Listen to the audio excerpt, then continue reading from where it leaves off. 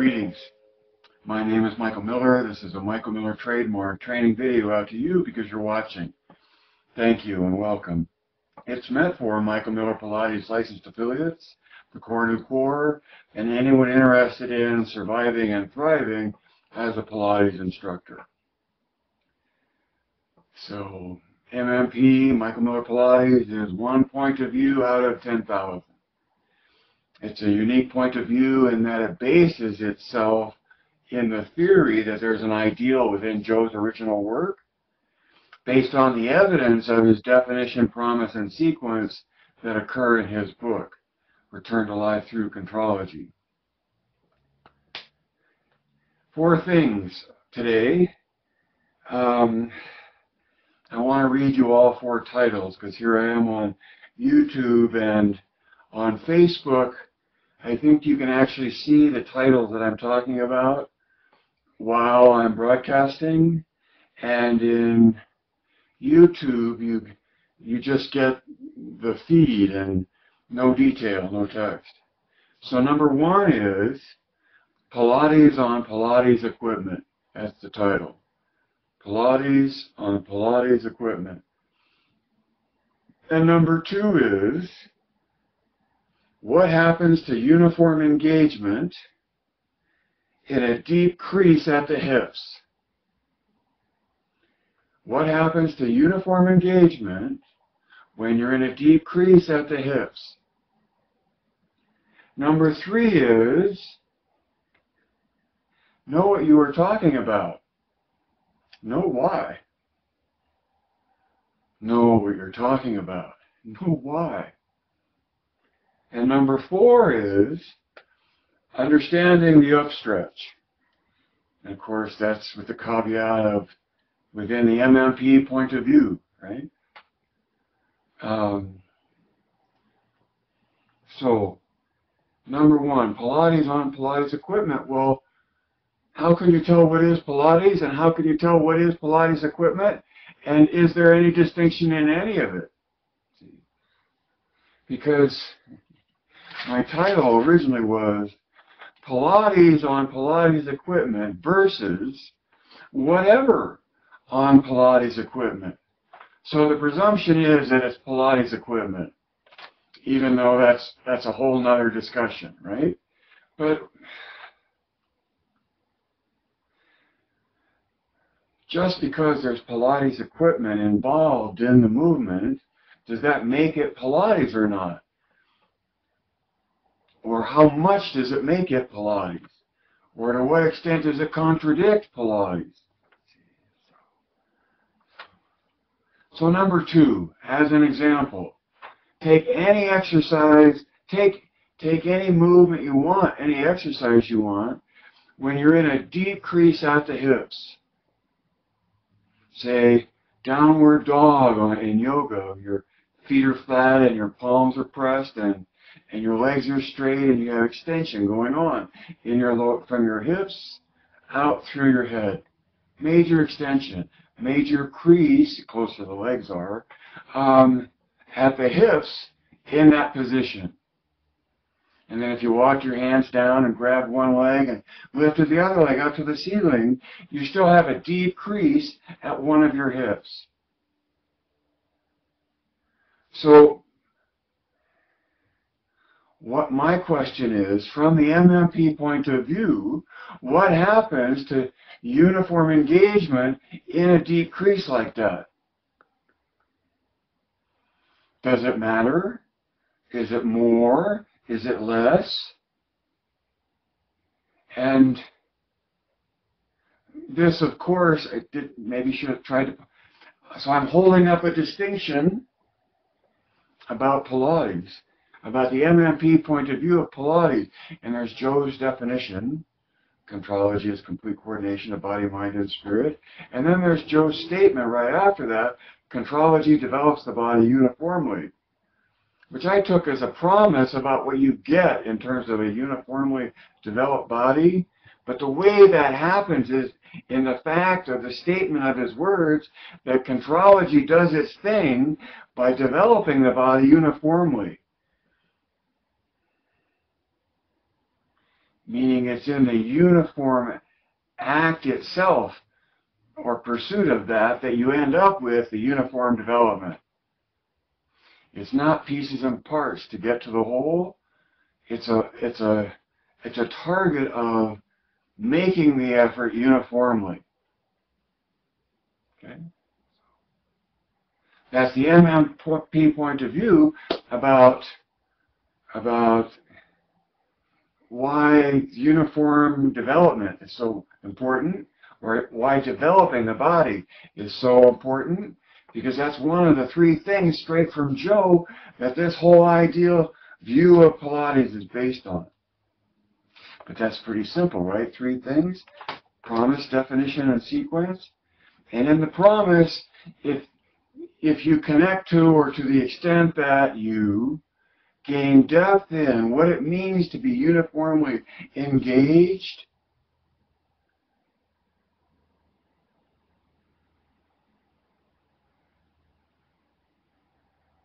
then I would think you could create a sensation for yourself and determine how well you can be uniformly engaged in or out of a deep crease at the hips. Okay. Thigh to chest, chest to thigh, however you want to say that. Right? So, number three, these are all woven together. Number three is know what you're talking about. Know what you're talking about. Know why. So at least for me, from the MMP point of view, when I see when I see a social media post that's all branded and labeled and about Pilates, that has a reformer in it, and the effort is a movement that has deep crease at the hip involved, it makes me ask, where and anywhere in Joe's original work do you see that? And is that just because it doesn't exist in Joe's original work, or is there a reason why? And so from the MMP point of view, when you're after developing the body uniformly, that means uniform engagement of the musculature. And there's no way you hold as much uniform engagement in your musculature when you're in a deep crease at the hips, in my opinion, go feel for yourself, as if you're not in a deep crease at the hips.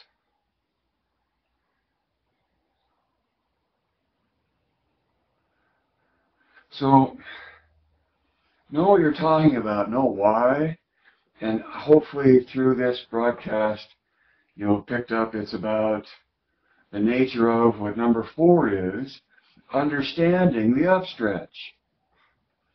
The upstretch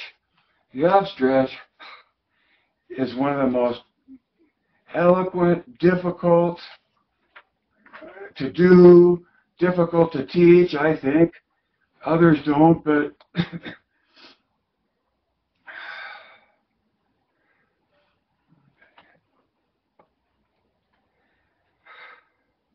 so I'm assuming that I'm talking to you because you listen regularly. And so if I show you 3 points, you can sort of visually see that they're more or less on a line, right? They're on a line. And if I show you 3 points like that, you can either draw straight lines between them, or you can seek to make the 3 points occur on a smooth curve.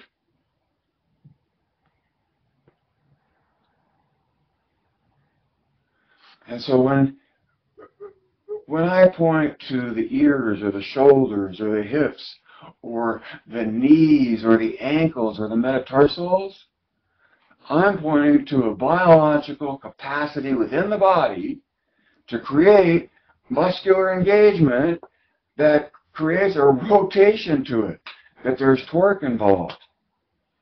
I don't know exactly if it's torque or not, but the rotation. Rotation. And as such, those rotations define an axis around which the rotation occurs. And if you look at the end of that axis, that's the end point of the axis. That's why I talk about these as endpoints, right? So, in the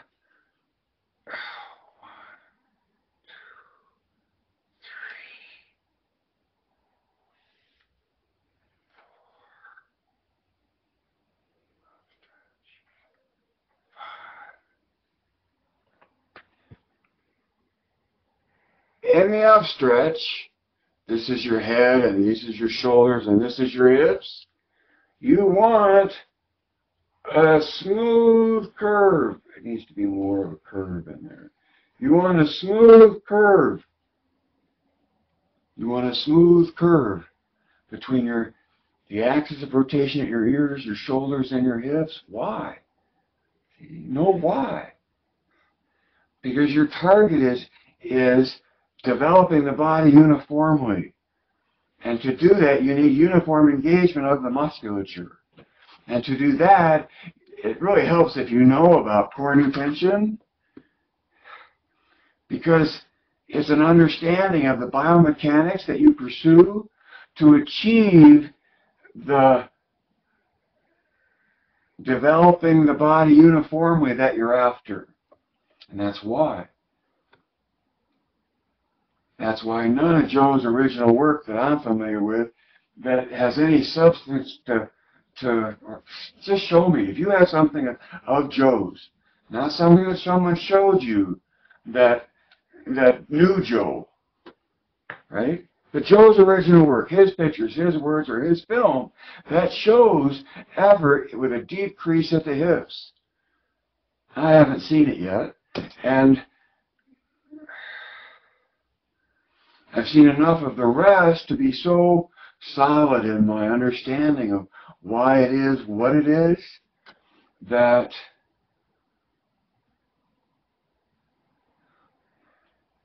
in the midst of contradictory evidence right within Joe's original work. What do I mean by that? Well, Joe says contrology develops the body uniformly. And then in his instructions, he says lock knees and pointed toes. And that works up to a point, but to go beyond that, or there is going beyond lock knees and pointed toes, to developing the body more uniformly. That's my point. That's what knowing why is all about.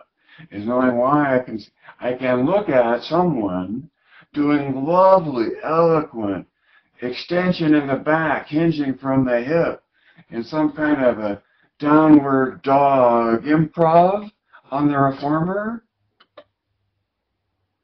without ever really demonstrating the magnificent difficulty of maintaining 3 points on a smooth curve as you articulate at the hips. Because if this is your head and your shoulders, and here's your hips, so your legs are long like this, right? The whole thing with the upstretch is that you maintain the round, the curve in the body, even though, or as it flattens out, as the hips reach back past the heels. Which does what? Takes you into a serious grip in the hips, right? But the points of ears, shoulders, and hips never get to a straight line. You always maintain the position in flexion.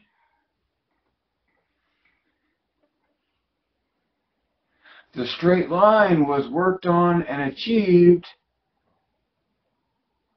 in the long stretch. prior to this, right?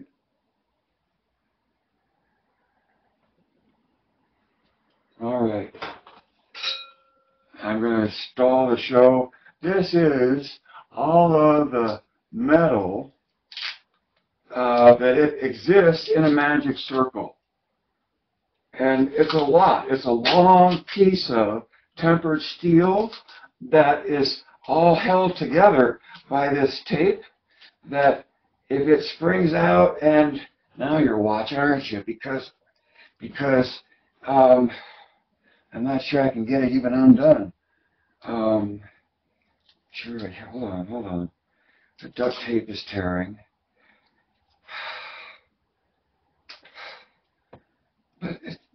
So all of this tension, so hold on. Trying to fulfill on that. Here we go. All right, so watch. See, this is coming apart like this, and it's long. it's long, very long. You should know how long. I'll measure it to our Facebook. But here we are. You know, what's the magic in the magic circle? It's the tension implicit in the tempered steel. And you engage the tension of a pertinence in order to find and trigger the tension internally to where the external is no longer needed. So my magic circle, Unbound, is having a song of its own. Let me do it from this end. So, here's an end. Let's say that's your head, right? And here you are, this tempered piece of steel. The upstretch, and then say, here's your hips up here. There could be more of a bend in this, maybe from the hips to the feet, but the upper body comes forward in this bend and then goes up and reaches back, and then the legs go out long, and the curvature of flexion stays from hips, shoulders, and ears forward until ideally you're vertical with your hands over the bar and not beyond for the weakness in the structure that creates, like your shoulders.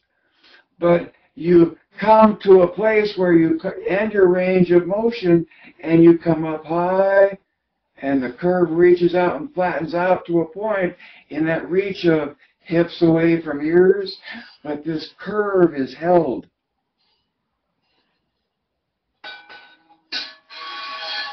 Why? Because you want the uniform engagement that you're after. Because it's one thing to do it with just hinges in your body. It's another thing to do it.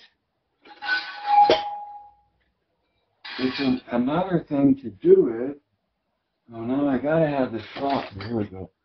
So look at this. This is a piece of hose, okay? And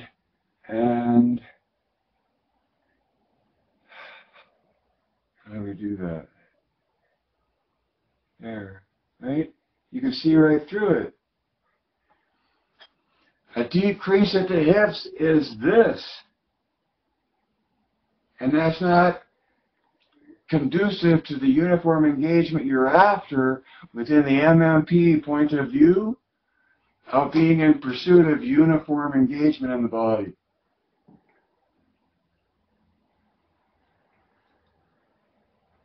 And so, in terms of discerning what is Pilates or isn't Pilates, or what's more like Pilates and less like Pilates, one of the ways you can evaluate that is by how uniform the effort is in making the movement happen. And for as much as I see this huge application of Pilates equipment to a deep crease at the hips and all that luscious extension for stretching, when it's presented as Pilates, it makes it easy to make a distinction between what might be considered Pilates and the way MMP looks at Pilates. And then you know why, see? And why do you want to know why? Because you want to be able to defend yourself from those who believe they know better, without knowing why. So, protect yourself. Never be overwhelmed by whatever you see or think about Pilates, because at least you've been exposed to, you're aware of the point of view that will never be overwhelmed and that isn't arbitrary to whimsical impression or hidden secret authority until now, or some new text or whatever. There's only so many pieces of the puzzle, and then those pieces all have a portion of a bigger perspective that they're a part of. And once you know the perspective that the pieces give you, you can look at something and discern the difference between exotic stretching using Pilates equipment and Pilates on Pilates equipment. And the upstretch is a good example. Because in the upstretch, you're controlling a smooth curve between your hips, shoulders, and ears that changes in its curvature as it moves through space, but never loses its flexion from hips, shoulders to ears. That's the point of the exercise.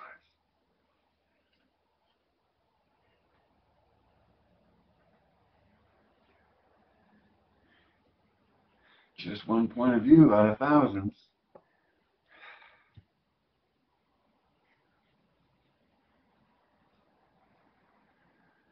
Life can't live forever.